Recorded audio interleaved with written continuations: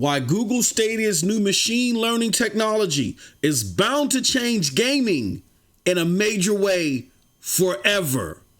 I'm serious, y'all. Let's get into it.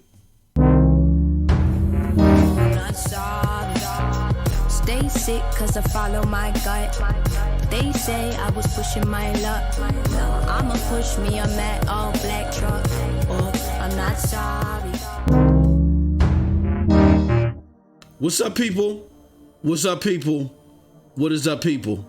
It is your boy, MM2K. Totally, I don't know if flabbergasted is the word. I'm totally exhausted from this this abundance of crazy news that we're getting from Stadia as of late, and particularly this story. This, I think, is the biggest story of Stadia to date. And I'm going to begin talking about it here in this video, but I need way more time to dig deep into this. So believe you me, I'm going to be doing, I got to do more. I got to do sit downs with Chase. Me and the homie 6'4" going to sit with him later today. I'm going to drop a link to that video here. Also, SSC podcast, the podcast we run on this channel, all that. We're going to be highlighting this. This is humongous. With that being said, thank y'all for coming. I'm going to try to stay on track. It's your boy MM2K, back again with another episode of the Stadia Dosage. Do me a huge favor, hit that like button, hit that subscribe button, rock those bells for notifications, please, so you know when I'm dropping these Stadia doses. I appreciate all of y'all straight up, and I am not too proud to ask. And I want to give a big ups to Stadia Super Saturday. That was this past weekend. It was phenomenal. We got to crunch those numbers so we can, talk about them. But man, oh man, it was a big deal, and it was great to be able to do that for all of the new Stadia community members. All right, let's get into it. What is this that you see on your screen? Well, this is an article from WCCF Tech, and then there's another one from Notebook Check. I'll leave links to those videos below. I mean, not videos, but those articles below. You'll definitely want to check them out. And the thesis overall is this, as you see here from WCCF Tech: Google wants to enable devs to create WoW-sized games with small teams through machine learning. What does this actually mean? Well, let me just read you parts of this article, and then we can get into the meat and potatoes of the video today. Machine learning techniques are being applied to all sorts of technologies, and it's only natural to wonder how those could be used to empower game development. That's exactly what Google is researching for developers through its Projekt Chimera, I believe it is. And I apologize if I butcher that. I'm good for that. A team of engineers and developers have been looking into the potential applications of generative adversarial networks, GANS, as it's called. Speaking with MCV UK magazine, Aaron Hoffman, John, head of creative for Stadia Research and Development, explained that machine learning could allow small development teams to create even World of Warcraft-sized games. To begin with, content creation can be made much simpler as machine learning trains on a set of reference images and then produces completely new designs based on the style. So here goes a couple of quotes I want to read from this interview. We're taking on the risk that developers don't want to. We've been talking externally to developers and asking them, what are the things that you've always wanted to do but have not been able to do? Pay close attention to that, because it's going to be relevant to this video. What are the things that you had to cut out of your games because you haven't been able to do them fast enough, or you just haven't had the processing power? What if a team of 14 people could make a game the scale of World of Warcraft? She continues. I'm going to scroll down furthermore to another comment that she made that I think is relevant. It says Google Projekt Chimera also aim to make balancing much easier for game developers. This is once again something that usually would be very complex to do through smaller teams, but machine learning, more specifically reinforcement learning, can go a long way to fix that, according to Aaron Hoffman. John, by playing the game millions of times with reinforcement learning agents that we've trained on the rules of the game, Aaron says. That lets us take the balance very, very quickly. So even a small developer who might not have access to hundreds of people to play test their game could have access to this reinforcement learning tool that will optimize the play of the game. It can learn the game by itself without being scripted and then tell you where the problems are in the balancing. It lets you test your theories in the design against what's actually happening in real time. Great articles. Check out the links. A lot to go through. You definitely want to watch and observe all that. And this is the actual article on MCV. It says A Tale of Two Foxes. It's talking about like games and stuff like that are being utilized with this technology, right? Great stuff. I love the website. There goes Erin right there as she talks about these revelations with this platform. I love it. Definitely check it out. Now, here's why all this stuff is important, okay? For those of you that don't understand why I'm so excited about this. It's important because, first and foremost, it goes again to chink the armor and really just knock it off and throw it to the wayside. That whole mantra that Stadia or Google is not in it for the long haul for Stadia. That notion is dead. And everybody that said, I give Stadia till the end of November, or all those fools and idiots that said that, you should think twice to listening to them if you want to be embroidered in truth. I'm serious. I'm not saying that just because they said something bad about Stadia. I'm someone that likes facts.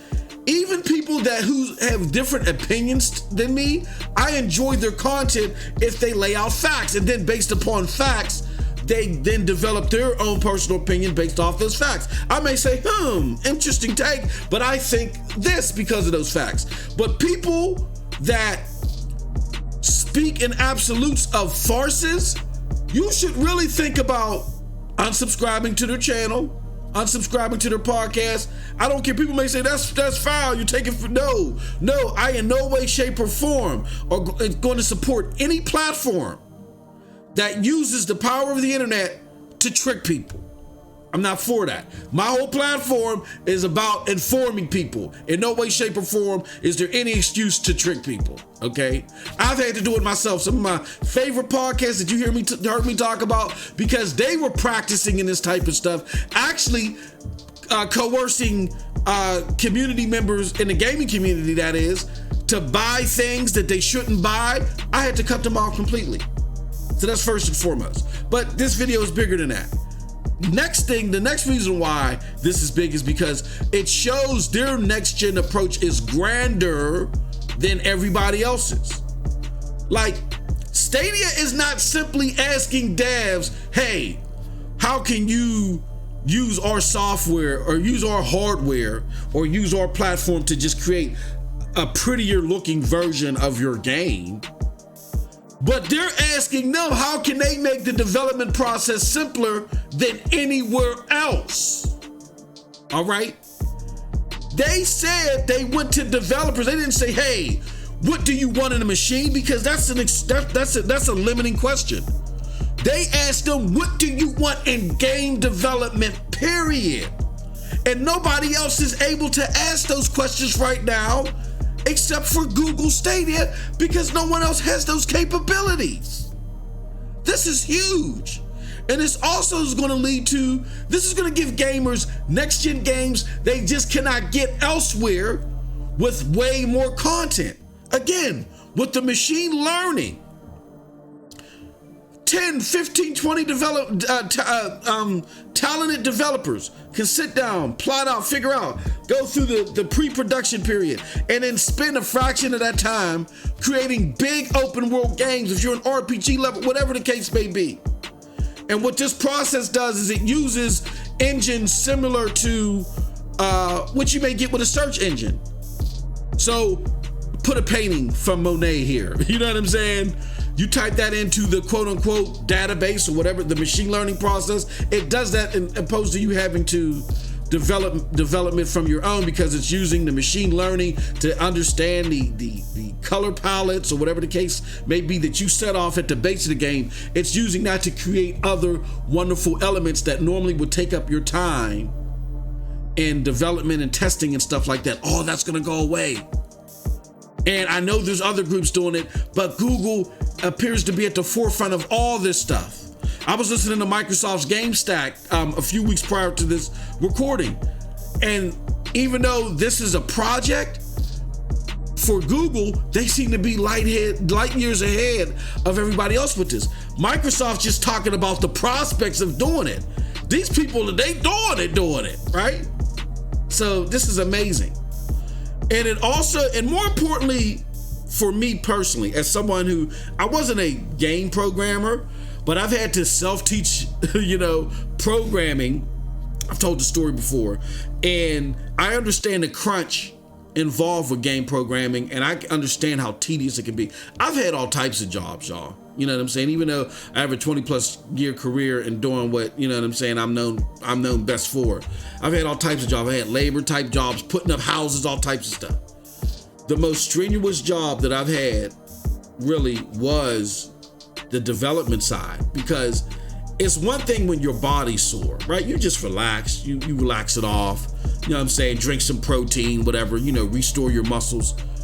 When you're taking your brain to the nth degree, like in development and all this stuff, it affects the rest of your body in ways that your body just shuts down. So I can sympathize with crunch. With that being said, the nature of the business, the nature of the consumer, we want more, even faster. So these current development tool sets do not work in the developer's favor. They want more, but they got to do it. But there's not less to crank that out. You see what I'm saying? The tool sets are not being optimized to cut down on time for the developers. So if we want bigger worlds, we're going from 100 developers to 2, 3, 4, 500 developers. This puts everything on an even playing field. We get more games. We can get them with better quality now because less time is going into crunch and development and more time can go into oversight. You feel me? And it involves less. And Google is at the forefront of that. This is huge. This is huge. And in closing, I want to say this. This is what Google's biggest asset is the promise of tomorrow. I'm stealing this from the homie Chase. If you listening, this is what you get for being my friend. I still know. Big ups to Chase. Stadia Talk. I heard him saying this on Stadia Sources podcast yesterday with Stadia Rocks and the homie Stadia founder. You know what I'm saying? Like, AKA Stadia Weekly One. And it's hit right to home. The great podcast, check that out. I'll leave a link to that as well below. He said this is Google's biggest promise, not the teraflops or not a specific game or two, but the fact that they're going to give you this type of content and they're going to whip it out and they're going to change the face of gaming in such a major, technically enhanced and positive way that no one else can do. This is their biggest asset, the promise of tomorrow. I say this. I agree with that, and I'm going to add to that. If they can just cover the basics, because they do have to, it's coming, so it's not here, so you still got to produce to expect and see today. So if they can do that, work on the promise of tomorrow, and handle the basic stuff of today, then this platform will definitely reach heights never before imagined, period. And that's it from your boy MM2K. Hey, yo, let me know what you think about what I had to say in the comment section below, because like I always say, who cares what I think? But if you did like what I had to say, check out the links below to follow me. Those links will lead you to the Broadband Bullies, PNTS Network, Hard Knock Digital Culture, and yes, here, the Stadia Dosage. And with all that being said, man, there's just so much going on. This, then the Stadia Connect tomorrow. Check us out. I'm on Stadia Player One's channel. I'll leave a link to that below too. So much going on. Man, I don't think I can handle it, y'all. I need some of that. What did I call that? I need some of that crazy county moonshine that I had on Stadia Super Saturday. That's it. I'm gone. You all have a wonderful, wonderful gaming day. Peace.